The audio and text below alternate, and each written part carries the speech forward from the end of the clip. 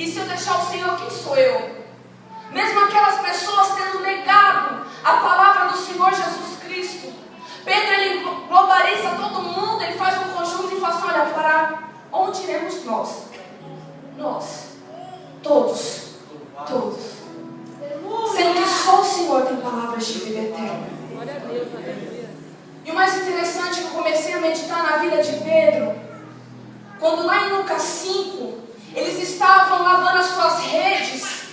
Quando Jesus estava pregando para uma multidão, ele vê aqueles dois barcos prostrados na areia, e ele começa a se aproximar e entra em um dos barcos que é de Simão Pedro, e começa e continua o seu sermão para a multidão. Depois ele se vira para Pedro e fala assim, Pedro, joga o barco no meio do mar.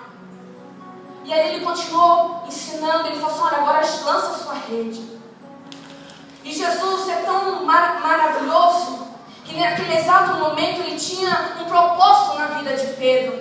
Pedro talvez achou, falou assim, quem é esse cara que entra no meu barco e está ensinando uma multidão? Mas mal sabia ele que aquele homem que estava entrando no barco dele era o pão da vida, o pão que desceu do céu, o pão que dava a vida eterna. Mal sabia Pedro que aquele homem que estava no barco era aquele homem que ia transformar a vida dele.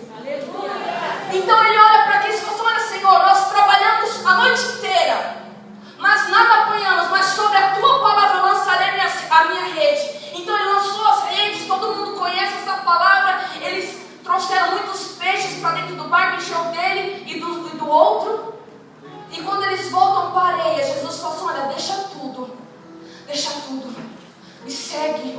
Vocês não têm que ser mais pescadores de peixe, agora vocês vão ser pescadores de homens. O propósito de Jesus Cristo para a vida de Pedro é mais do que ele poderia imaginar. Talvez ele enche o seu barco e fala assim, olha, eu vou sair daqui, eu vou vender esses peixes, a minha vida vai ser maravilhosa, não vai faltar nada na minha casa, a minha mesa vai estar farta. Mas Jesus disse, ei, larga tudo e me segue. E Pedro larga tudo. Diz o último versículo, ele deixa tudo e segue a Cristo. Começa uma trajetória de Pedro. Teve outra história que Jesus mandou seus discípulos se retirarem e passarem para outra banda do mar. Jesus falou assim, olha, eu vou ficar aqui orando e depois eu vou. E aqueles homens se encaminharam para outra banda do mar. E Jesus, no meio da madrugada, se aparece no meio daquela nevoada. E alguns discípulos olham para ele e falam assim, olha, um fantasma. E Pedro fala assim, olha Jesus, Pedro, se for o Senhor me faz, e aí? E Jesus andando no meio das águas, sobre as águas, chama Pedro. O único que se revela, o único que tem a ousadia de ir aonde Jesus estava, o único que compreendeu sim o ministério de Jesus e para que ele veio. Pedro então vai, ele começa a afundar, mas Jesus vai lá, o levanta pelas suas mãos e fala assim, por que temes, homens de pouca fé? E ali começa a ser a caminhada de Pedro. Nós lemos a palavra e vemos que Pedro era um dos mais próximos de Cristo. Na transfigurações, Pedro estava presente. Quando Jesus pergunta quem era ele para os discípulos e para quem estava com ele, alguns diziam assim, olha, você é Elias, você é um profeta, aquele que deveria vir. E Pedro olha e fala assim, você é o Cristo, o Filho de Deus. Então a filha de Pedro veio muito antes.